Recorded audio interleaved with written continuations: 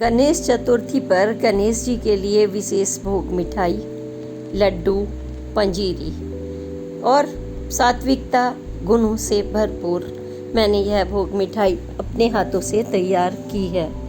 यह खोया से मैंने बनाई है और इसमें मैंने इंग्रेडिएंट्स यूज़ किए हैं, खसखस, कुछ ड्राई फ्रूट्स, नारियल का बुरादा, छोटे इलायची और चीनी और ग्रेसिंग के लिए शुद्ध देसी घी, जब क्योंकि हम जमाएंगे तो ज़रूरत पड़ेगी।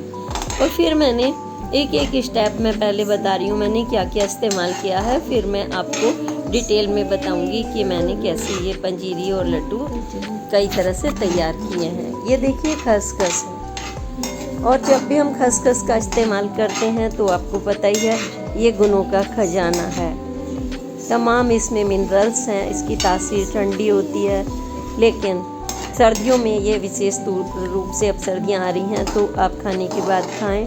बच्चों के लिए कफ बनने नहीं देता, ये कफ निरोधक है, बड़ों के लिए भी बहुत फ़ायदेमंद होता है। और खोया तो आपको पता ही है, ये मैंने भून कर रख लिया है अच्छे से। खोए में कैल्शियम भरपूर मात्रा में होती है क्योंकि ये मिल्क प्रोडक्ट है। तो हमने दो चीज़ें अभी आपको बताई कि ये कैसे हमें धीमे धीमे आंच पर इस्तेमाल करनी होती है। और इसके साथ ही मैं तीसरे इंग्रेडिएंट्स की तरफ ले चलने वाली हूँ। मैंने यह नारियल बुरादा, इसी में मैंने मिक्स करके आधा मैंने खोया लिया है लड्डुओं के लिए और आधा पंजीरी के लिए बना के अलग रख दिया है। इसको हम अच्छे से किसी रमचे की मदद से या हाथ आपके वॉश्ड हो उसकी मदद से, और ये खसखस भी मिक्स कर दिया, अच्छे से मिक्स कर लेंगे क्योंकि हम इसकी लड्डू भी बनाएंगे और पंजीरी भी। ठीक है, तो हमने क्या करना है, एक तरफ हम चीनी लेंगे थोड़ी सी, और चीनी में हल्का सा हम मिल्क डालेंगे और कढ़ाई में उबल चाशनी बनने के लिए रख देंगे। चाशनी बनने के लिए जब हम रखते हैं उसी वक्त हम उसमें थोड़ी सी इलायची भी क्रश करके अच्छे से खुशबू के लिए डालते हैं और बराबर इसको चला रहे हैं। जब ये 2-3 तार की चाशनी बन जाएगी तो मैंने जो इंग्रेडिएंट्स आपको दिखाए हैं फटाफट से इसमें हम डालेंगे।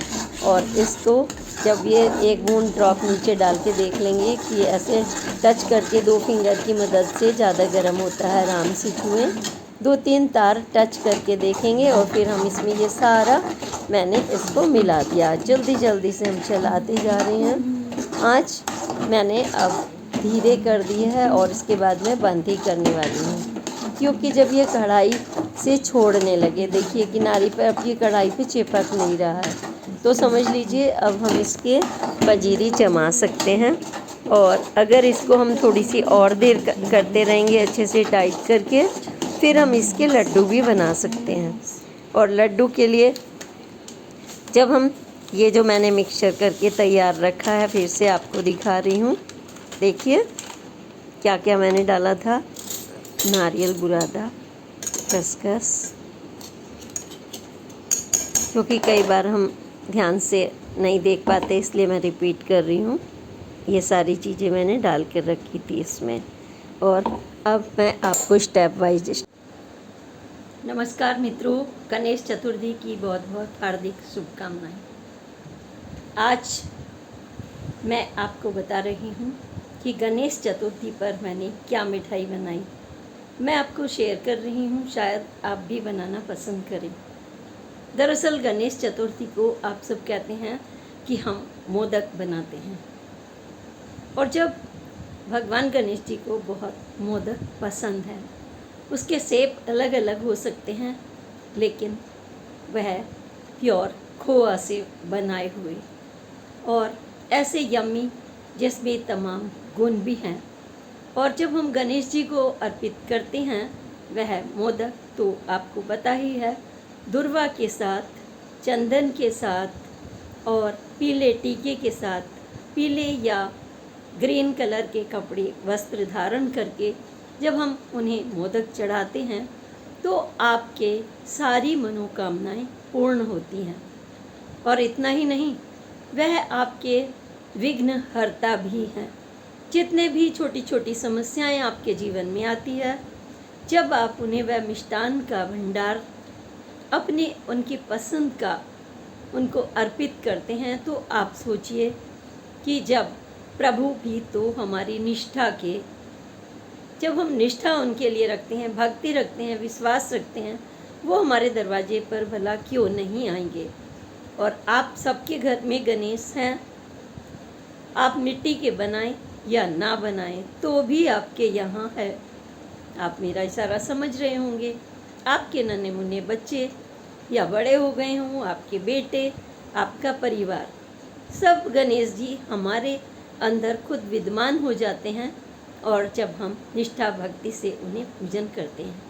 आज सुबह मैंने स्नान ध्यान के बाद दूर्वा चढ़ाकर उनका पूजन अर्चन किया परिवार के साथ। और दोपहर में बनाई है मैंने मोदक और पंजीरी रेसिपी। बस शेप अलग अलग हो जाते हैं, उसी से हम कई चीज़ें बना सकते हैं। बहुत सिंपल है। आप खोया ले लीजिए, अपना जितना भी आपको ज़रूरत हो परिवार के अकॉर्डिंग। मैंने आधा किलो खोया मंगाया। घर में चीनी सभी के होती ही है, कुछ ज़्यादा भी नहीं करना है। तो मैंने क्या किया कि मैंने आधा किलो खोया मंगाया, कुछ चीनी, थोड़ी सी मैंने चीनी आधा पीस करके मिक्सी में डाल के अलग रख ली। और एक नारियल का बुरादा जो मंगा के रख लेते हैं या साथ के साथ मंगा लेते हैं, नारियल बुरादा। सजाने के लिए आप बादाम वगैरह भी यूज़ कर सकते हैं, पर मैंने इसलिए नहीं किए कि हमारे घर के गणेश जी या ना हमारे बेबी ऋषि, उनको बादाम फिर ऊपर लगा दें तो वो कुछ खाते नहीं हैं, तो इसलिए मैंने बादाम ऊपर से नहीं लगाए हैं। हाँ, खसखस का प्रयोग किया है, क्योंकि खसखस हमारी हेल्थ के लिए बहुत अच्छा होता है। तो हम वही चीज़ अर्पित करें जो हेल्थ के लिए भी अच्छी है आपके लिए, और जो प्रभु भी जल्दी से स्वीकार करते हैं। हमने खोया भूना, आधा किलो खोए को आप भूनते जाइए। बस इसमें ये ध्यान रखना है, तेज़ी से हाथ चलते जाने चाहिए आपके। अगर हाथ रुके तो तली में लग जाएगा, और फिर जलन वाली कोई चीज़ भी अच्छी नहीं होती है ना। जब भी आप तली में कुछ जला, यानी आपके मन में कहीं किसी के प्रति ईर्ष्या भी हुई, तो मैं उधर भी इशारा कर दूं, क्योंकि पूजा पाठ करते हैं तो हम सकारात्मक ढंग से करते हैं, तो उसको भी हमें अपने मन से निकालना होता है। धीमे धीमे जो भी करिए, प्यार से करिए, अच्छे से करिए, ईश्वर का नाम गुनगुनाते हुए आप मावा भून लीजिए। मावा भून गया, हमने अलग रख लिया। और एक तरफ हमने खसखस बहुत धीमी धीमी आंच में हमने सिकाई की 2-3 मिनट, और उनको भी अलग कर के रख लिया। उसको जैसे हमने चीनी रखी थी ऐसे ही 2-1 बार मिक्सी चलाकर हल्के से वो भी हमने अलग रख लिया। इधर बुरादा रखा हुआ है नारियल का। अब क्या करना है, हमने इसको मैंने 2 तरीके से बनाया है। आधा आधा मावा मैंने अलग किया। मैंने क्या किया, तो जो चीनी पीस कर रखी थी थोड़ी सी वो ली, और उस चीनी में हमने बुरादा और आधा मावा मिला लिया। और मिलाने के बाद बहुत थोड़ी सी चीनी मैंने लगभग 100 ग्राम के कढ़ाई में डाली, थोड़ा सा दूध डाला और पानी, और इलायची, छोटी इलायची के थोड़े से बीज हमने बारीक बारीक पीस के वो खुशबू के लिए डाले। अच्छे से चलाया खूब देर तक, अच्छे से मिक्स होने पर गरम, फिर ठंडा होने तक उसको चलाते रहे। और फिर हमने उसके लड्डू गोल गोल सुंदर सुंदर बना दिए। जैसे भी बच्चे पसंद करें आपके, वैसी शेप बना दीजिए, है ना। आजकल मोल्ड भी मिलते हैं, बड़े प्यारे प्यारे से मोल्ड में भी आप बना सकते हैं। लेकिन आप अननेसेसरी इधर उधर घूमें, इससे अच्छा तो आपके हाथ फर्स्ट क्लास, हल्का हल्का, जैसे वो हल्का गर्म हो जाए गोल गोल बनाइए। और इसमें कभी जैसे जो बूरा या चीनी पिसी हुई है, बाद में उसको हल्का सा ऐसे रैप कर दीजिए। जिसको वाइट पसंद हो, सुंदर लगते हैं, किसी को वो नहीं पसंद होता तो ऐसे ही सजा दीजिए। और इसी में अगर आप थोड़े से तिल वाइट मिला लें तो वो तिल के लड्डू बन जाएंगे। साथ के साथ कई इसमें तरह तरह के बन जाते हैं। और तीसरे बादाम, काजू, कई ऐसी चीज़, ड्राई फ्रूट्स मिक्स करके भून के उन्हें ड्राई रोस्ट करके मिक्सी में डाल के फिर उनको इस खोया में और चीनी में मिक्स करके लड्डू बनाइए। वो आपके लिए और भी हेल्दी, अब सर्दियाँ आने वाली हैं तो वो ज़रूर बना के रखिए। आज तो हमने गणेश जी के लिए बनाए हैं। इसके बाद हमने क्या किया, ये हमने लड्डू बना लिए 1 2 3। फिर हमने जो आधा मावा हमारा रखा हुआ है उसके मैंने लगभग 300 ग्राम, मैंने नापा नहीं, अंदाज से 250-300 ग्राम चीनी ली और बहुत थोड़ा सा पानी, बहुत मामूली सा, आधी कटोरी, और उसको हमने चाशनी बनाई। 2-3 तार की चाशनी बन गई, गरम गरम फर्स्ट क्लास। और उसको चलाते रहिए। उसको एक बूंद नीचे डाल के देखिए गैस के ऊपर, जब वो ऐसे तार 2-3 चमकने लगे आपको समझो वो जमने वाली सी है। फिर जो हमने सामान रखा था सारा अच्छे से मिक्स करके अलग, उस मावे में नारियल बुरादा और वो खसखस का जो पिसा हुआ चूरा वो, और अगर आप बादाम और ड्राई फ्रूट्स का चूरा डालना चाहें तो वो भी उसमें मिक्स करके अच्छे से मिक्स करके इस कढ़ाई में जल्दी, हाथ बहुत तेज़ चलने चाहिए आपके, क्योंकि बस इसमें बहुत सावधानी भी बहुत चाहिए होती है। इसमें हमने चलाया और चलाते रहे और चलाने के बाद जब वो कढ़ाई से उतरने लगे समझो कि वो जमने लगा है। ठंडा, हमने आँच इस बीच में बंद कर दी, ठंडा होता रहा है। हमने एक तरफ परात में, एक थाली में हमने देसी घी शुद्ध उसको ग्रीसिंग करके रख लिया था, जिसमें हमें इनको पलटना है। और फिर हमने जल्दी से सारा कुछ इसमें पलट दिया और अच्छे से हिला के और ठंडा होने के लिए रख दिया। और बाद में हमने चाकू से पंजीरी की तरह उसमें ऐसे क्रॉस करके कट करके एक एक निकाल लीजिए। अभी मैंने ऐसी आपको फ़ोटो दिखाई है, अभी मैंने उसको अलग नहीं किए हैं।